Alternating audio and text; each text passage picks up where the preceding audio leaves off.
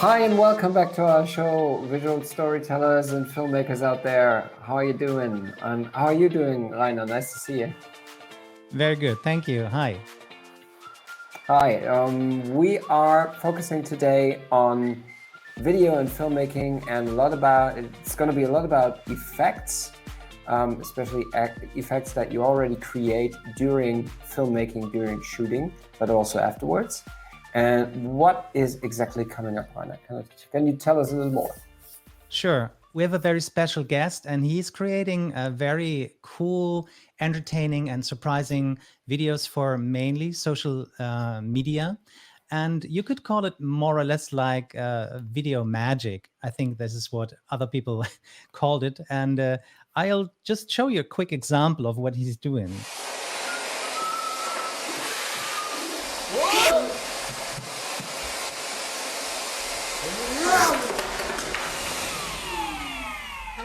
Hello, anyone there? Not too bad, is it?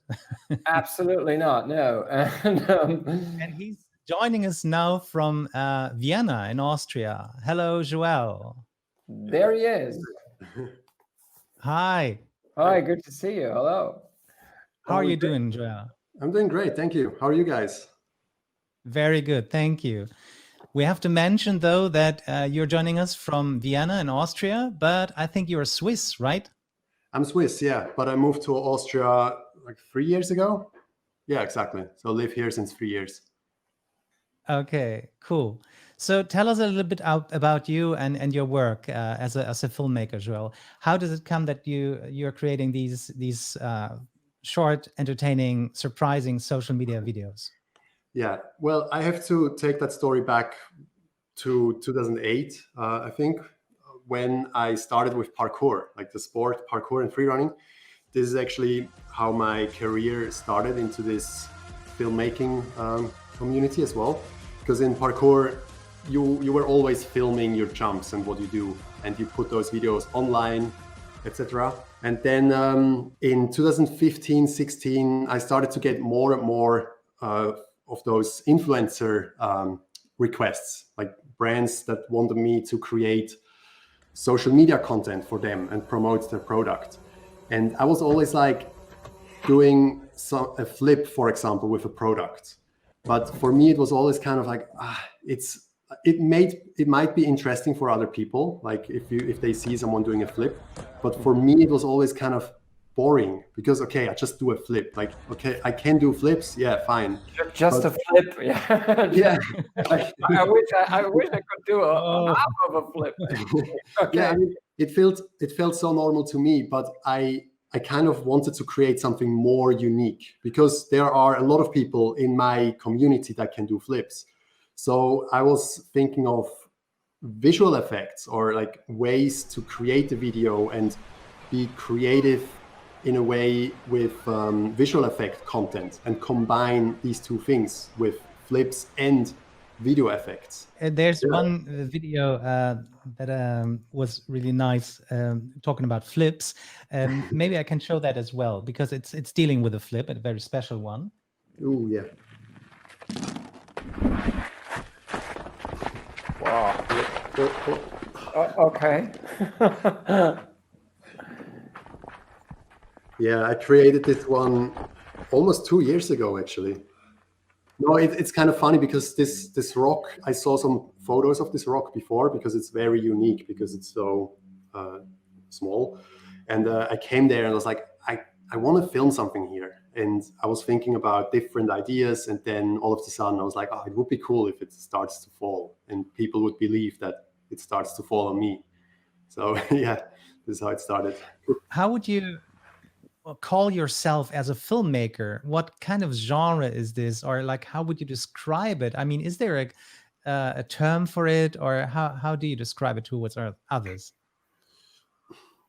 I sometimes don't even know how to describe my job or just what I do in general.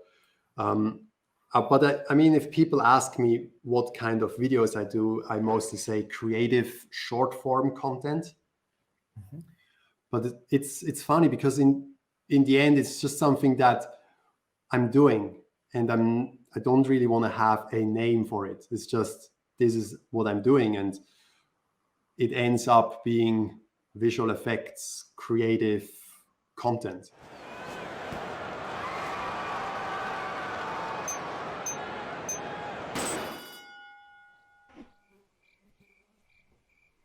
I think what's really obvious when I saw the first pieces of your work that you always try to tell a story. So it's mostly a short story, but you always have a situation where something's happening, or you are kind of entering the scene, something's changing, and you're trying to fix something.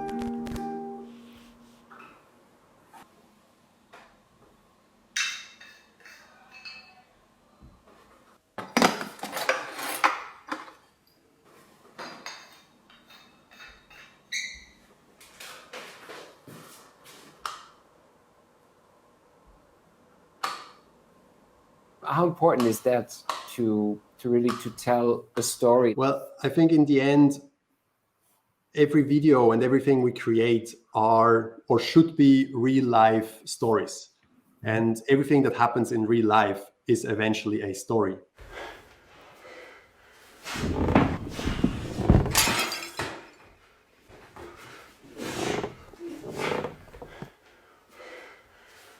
Every video I create, like the idea comes from, I'm just walking through the city, for example, and I see something. I was like, oh, it would be fun if this car like flies away or something. Mm-hmm. But it's like every idea comes out of a situation that I saw somewhere, and then I just changed it in a way that is my style and that I just like and think it's funny to see that.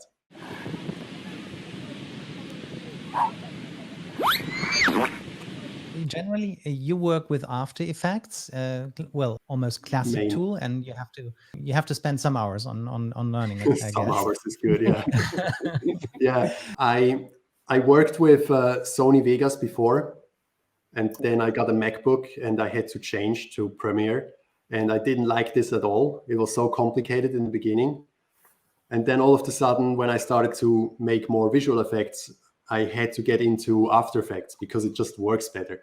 And the same there, I just didn't like it at all. I was like, that's so confusing. I just don't get it.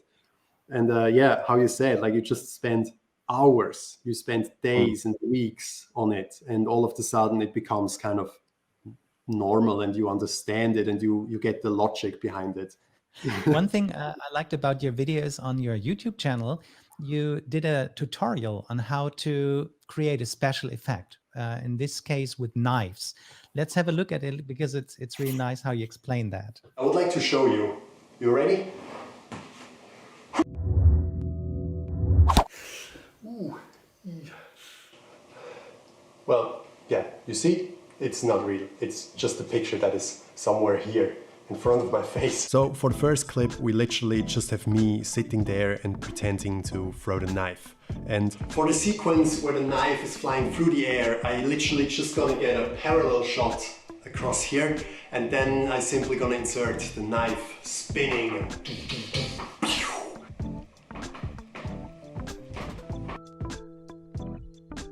All right, that's already it for this shot. Now let's get to the part where the knife sticks in the wall. I actually just put the knife here so I can take a still from that and just put the knife in front of my face. Okay, so I already masked out the knife, as you can see here. And I'm gonna put the feather on 3 pixels, just to, that's too much. Let's just put it on 1. Yeah, so it looks a bit smoother. Yeah, nice face. One thing I thought was very encouraging, and because in the same video, you're showing that you do not need like very expensive gear or like a very special, I don't know, equipment in general. And let's have a look in the video once more, and people will understand what I'm talking about. So this is the green screen I'm using, just some green paper. Then we got the tripod here, just on a chair, which is on top of a table. And that should do it. So this is actually a perfect proof to show you that you don't need the fanciest equipment to make this kind of videos. I mean, this works well.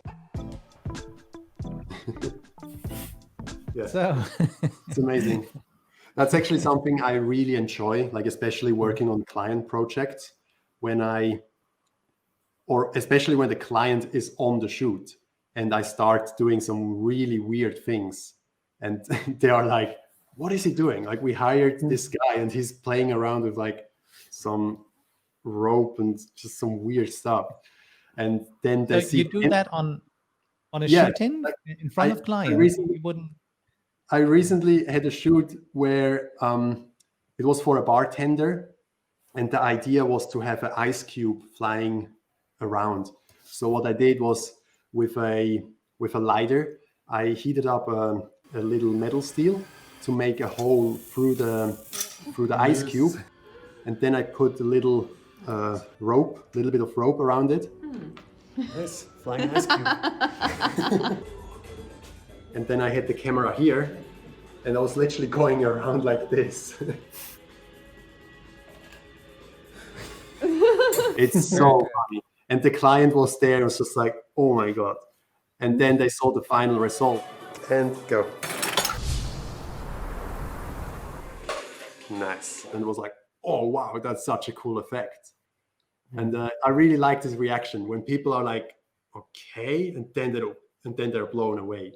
That's always the best if that happens. That was really casual.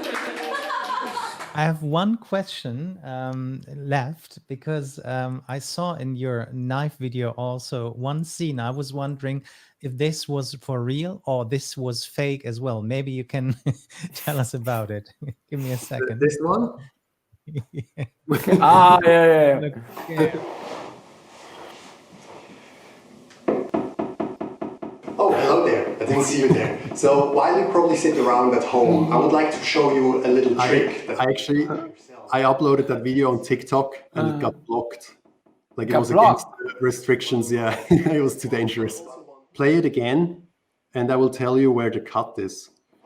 Pay attention to the middle of my chest, or to the left arm, like the very left. You see it like a little bit glitching. The shirt. Yeah, the shirt. Yeah, exactly. First, I filmed the knife scene. I actually did it, just not at that speed. Like, I did it very slow. And then I tried to move my upper body. And then I looked up and I talked to the camera. So it's like two clips, and I just tried not to move my upper body, like even when I do this. And then when I talked, my chest stayed at the same place. And then I literally just masked it out. Like, it was something that I, like, in editing process, took like 5 minutes to do that. As we address future filmmakers out there, what would your advice be to make a living out of filmmaking and videos? Create as much as you can. Like, it's very basic. The more you create, the better and the more creative you get. It's really simple. Like, every professional photographer out there took 100,000 pictures. Every professional filmmaker filmed hours of videos. So it just comes down of how much can you create. Because with every video you create, you get better. With every idea you have, you get more creative. Thank you so much. Yeah, Thanks for being on the show. Thank you. Appreciate it. Whoa. We hope you enjoyed our show. Please leave us some comments below. We have some more very interesting filmmakers coming up, experimenting with 360 cameras, for example, or watch something coming up about face masks and augmented reality that we also have. And we hope to see you next time, and hope you have a nice, inspirational time with this video. And thanks again to you, Joel. Greetings to Vienna. Bye, guys. Thank you. See you. Bye-bye. Bye-bye.